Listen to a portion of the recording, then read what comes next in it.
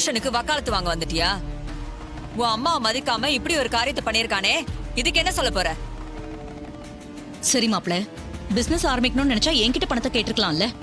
அதை விட்டுட்டு இவங்கிட்ட ஏன் பணத்தை வாங்குனீங்க? எனக்கு பிடிக்காதுன்னு தெரிஞ்சே ஏன் இந்த காரியத்தை பண்ணீங்க? அதோட இந்த விஷயம் வெளியே தெரிஞ்சா என்னை பத்தி என்ன நினைப்பாங்க? சொந்த மருமகனுக்கு கூட தொழில் செய்ய பணம் தரலன்னு என்னை பத்தி கேவலமா இல்ல பேசுவாங்க. அத்த, நீங்க இவ்வளவு சங்கடப்படுவீங்கன்னு நான் நினைக்கவே இல்ல அத்த. நான் செஞ்சது உங்க மனசை காயப்படுத்தியிருந்தா என்ன மன்னிச்சிருங்க அத்த. அம்மா, ஹோட்டல் ஆரம்பிக்கிறதுக்கான பணத்தை கார்த்திக் கொடுக்கல.